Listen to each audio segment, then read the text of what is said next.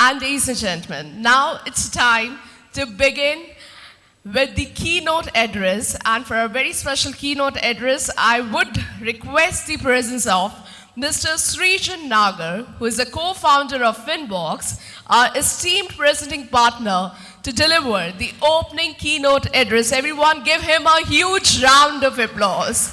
Let us welcome Mr. Srijan Nagar on the stage. Good morning, everybody. All right. Quick show of hands. How many of us here are from risk department? Perfect. How many of us are here from policy? How many from business teams? And how many from technology? Perfect. Wonderful. All right. Can we put up the presentation? Yeah. My name is Srijan. I'm one of the co-founders of FinBox. At FinBox, we've been building lending technology for almost a decade now. We'll complete our 9th year in April. We've been building technology solutions for lenders, left, right, and center, banks, NBFCs, digital lending startups. And over the course of last 9 years or so, a lot has changed. We have seen the whole mile from, robotic process automation to intelligence to APIs to now agentic. And I would like to cover some of that journey today and, leave you with some questions and thoughts, and which you can, ask around in the forums today. So if you see how lending has evolved, and how it is continuing to evolve is in broadly 6 phases. When I did this presentation last year, it was 4 phases. When I did this presentation last year, it was 5, and this year we have 6. Hopefully, we don't have a 7th one, or we may have a 7th one next year. So if you see, the first phase of lending was mostly offline, branch-led, DSA-led, right, where a lot of sourcing was done on the ground, fleet on street.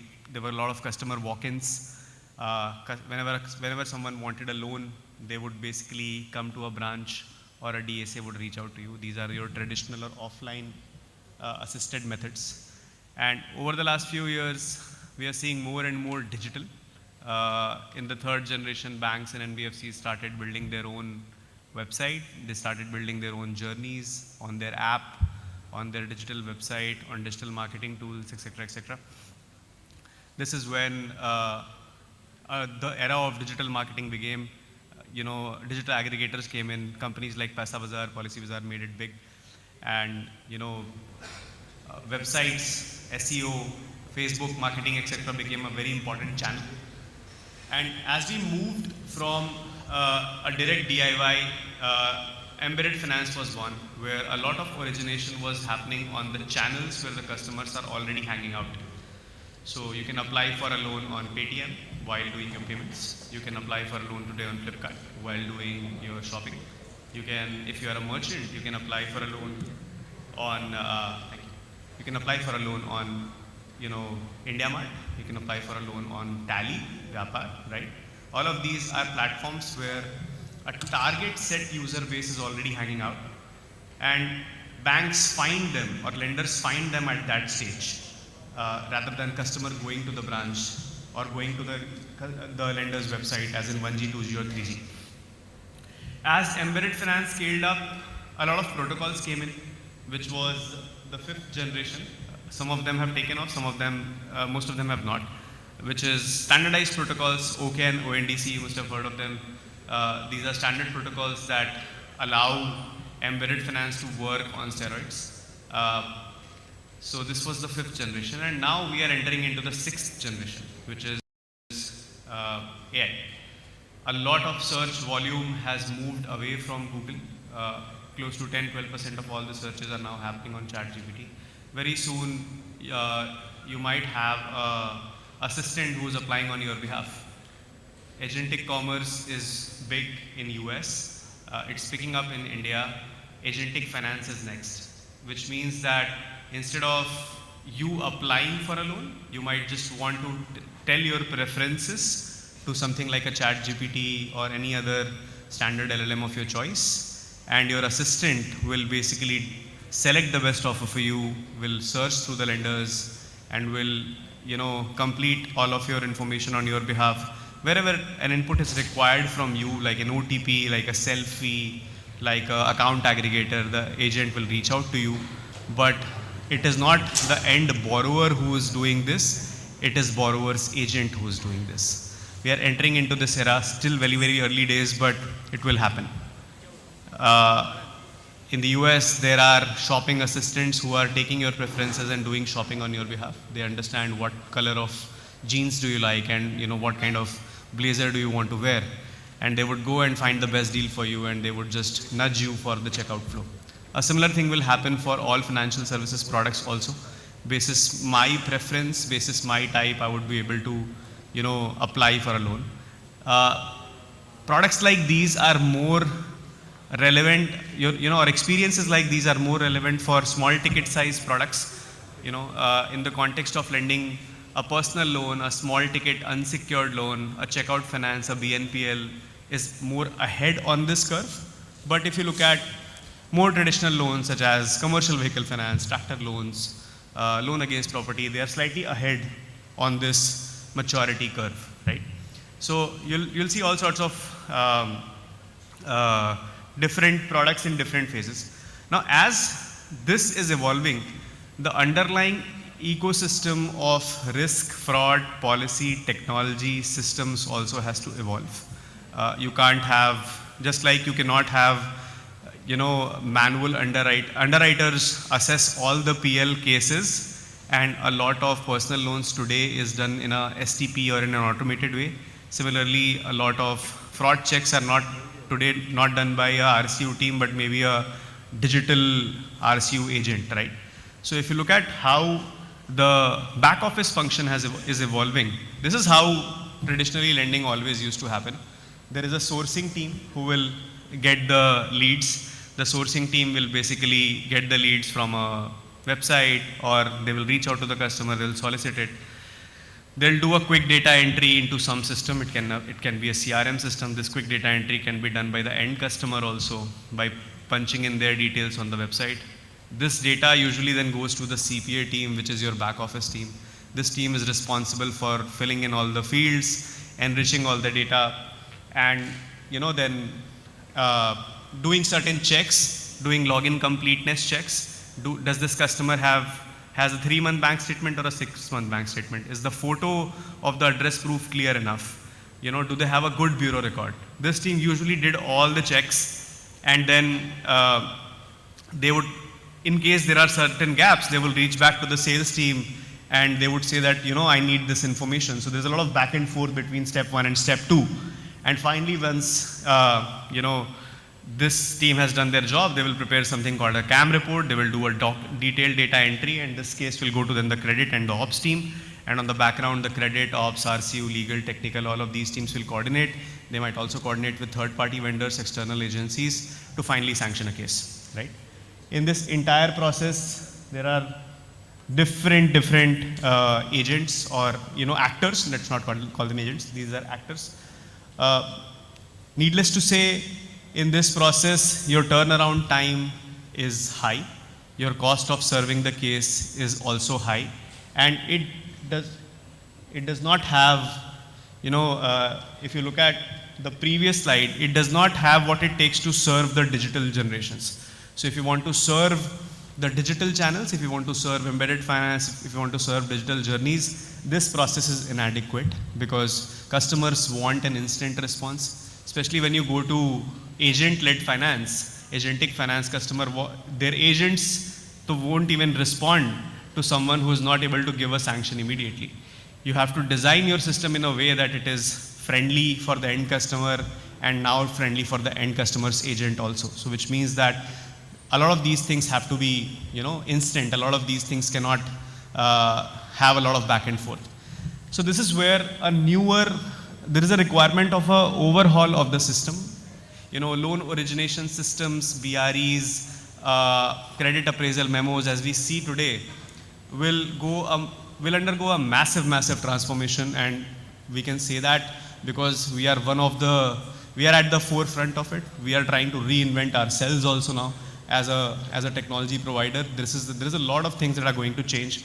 And this is just some sort of ideas on how it is going to change and where are we going from where we were. So there's a lot of front loading that is going to happen. So front loading means that whatever was done by a back-end team or a back office team is going to be front loaded to the application ingestion team. At the time of application data entry today, when we move from a physical journey to a digital journey, a lot of checks we automated and built in the journey itself. Wherever you can do a bureau check, you do a bureau check. Whenever you run a BRE, whenever you can run a BRE, you run a BRE. At the time of application onboarding itself, you are doing a lot of these checks that your CPA team is likely to ask for, right? And now with agents or AI agents, this becomes much more easier. So at the time of your application entry, imagine the sales team or the RM has an agent called as RM Assist, which basically assists the RM to basically figure out if this case is first time right or not. If there is any document gap that this case has, for example, less than 6 month bank statement, lease deed pe naam match nahi ho raha hai, the triangulation of name on all the 5 documents is wrong, right? These are the checks that usually a CPA would flag. But today we have very simple standard AI agents who can solve this for you. At the time of application entry, whether it's a DIY customer journey or it's a RM-led customer journey, the CPA agent, the entire job of CPA gets encapsulated into an AI agent, let's call that CPA agent, and it lives inside the RM's phone. So these two jobs, the RM and the CPA will basically fuse into one, right? And you'll still need CPA, but only for cases that cannot be digitally cured. So instead of maybe a 100-member team, you'll probably need a 10-member team, right? So this is the first agent. In addition to this, CAM preparation, document triangulation, personal discussion in case of simple products. In case of complicated products like business loans, you need a very nuanced sort of a personal discussion, which the underwriter would do. It will talk about how much stock do you have, what sort of business do you do, what is the risk on suppliers, etc. But in case of a personal loan, right? In case of a personal loan, say up to 5-7 lakhs also, what sort of personal discussion will you do? Whatever information that is going to be used to assess the customer is already there. You have their bureau, you have their banking, you have the digital footprint, you have data from their devices, you have data from so many alternate data sources. A lot of the partners, including us, provide you with a lot of alternate data that you can use, right? All of this information is available at the time of application onboarding itself. So, basis this, you can customize a PD script, and a PD agent can immediately act on the PD person's behalf at the time of application onboarding itself. So there are all of these agents, and then comes at a time in journey where you decide whether this journey can be done in a STP way or not. So we have a product called ASAP Journeys in FinBox. ASAP is as STP as possible. Some journeys are super STP, like personal loans. Some journeys you can do only till sanction, like a business loan, right? So all of these agents work in tandem. You get higher sales productivity, because in a lot of cases, salesperson is just waiting for the CPA person to respond. And then when the CPA person responds, the customer is gone. So they have to, waste a lot of time scheduling visits with the customer, asking them for more documents, asking them to come on a call, asking them to do that video KYC, right?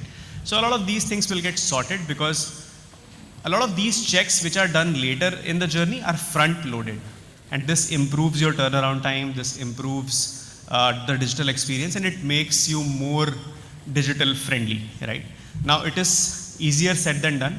It is relatively easier in products which are smaller ticket size, which are STP in nature, like personal loans, small business loans. It was extremely hard to do this in, say, loan against property, right?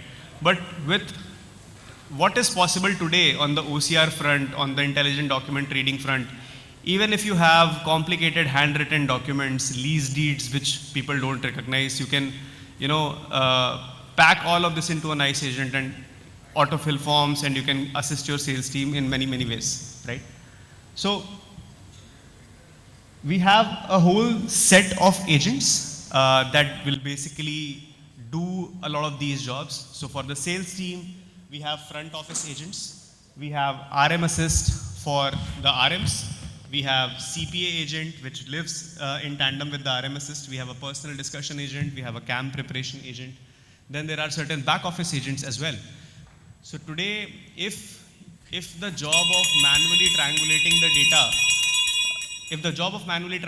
the data, becomes easier, your credit underwriters can focus on using their judgment on the case. So for example, instead of working on triangulating the data from different sources, they can apply their judgment to do a ton of different things, right? They can apply their judgment to see whether this case is going to be delinquent or not. They will do a customized PD, they will do a customized underwriting, they would run different scenarios within the loan file, right? So all of these are back office agents, which is for valuation, legal, technical, RCU, FI, etc. When you do this right, the LOS collapses into a workspace. The entire set of ERP-like solutions if you look at the evolution on the bottom half of the slide, we went from a physical manual field force to a digital ERP where the field force was still there, but they just got certain tools to instead of tracking it on an Excel file, they're now tracking it on an ERP system. But not a lot of agency was there here. There were some automations for sure. You can automate and you can check a lot of things that you would have not erstwhile checked. But now we are moving to third generation, which is a full agent-based systems. Now, what is the core difference between generation 2 and generation 3? A lot of people confuse AI with automation, right? The core difference is that agentic systems have high agency, which means that once you give this entire task to an agent, it will have 10 different things at its disposal to complete the workflow. Imagine an employment verification agent. It will take certain information, go on EPFO. If EPFO is not giving you a hit, it will go and scrape something from LinkedIn. If LinkedIn is not giving a hit, it will take the employer's name and call the employer. It will go and check with HRMS systems. It will do a 10, 20 step things. Automation doesn't work like that. Automation are simple workflows, and these are not long running. These have to be, married well with your core system. In case of agency, there are two important things. One, it's multi-step. They can do so many more things. Second, it is self-learning in nature. So anything agentic is pattern recognition. Anything automation is not pattern recognition. It is just input in, output out, right? So when your agents are doing pattern recognition, it will be able to figure out that, okay, in the past, I have approved 10 cases and I have rejected 90. And whenever I reject a case, their CAM report is like that, right? So in the future, if I get that 101th case, it will be able to tell you that, okay, from the pattern recognition that I've done, I recommend the following. This was not there in generation 2. There was no self-learning nature of the system. There was no pattern recognition across systems. And this is what is happening in the third version of these systems. And for this entire thing, you need a lot of very core solutions. You need a very, very central decision management system, which basically hosts all of these things. You need a very core decision architecture where all of the policies, all of your orgs, checklists and compliances live, right? So the fundamental nature of the technology stack will, or the technology or the platform stack on the lender side will materially change, right? Instead of buying LOSs, people would buy agent packs and workspaces. There will be a lot of central systems like a decision management system, a decision architecture system to sort of take care of these things. And we are working on a lot of these things. Feel free to speak to the team at the booth, and happy to answer if there are any questions.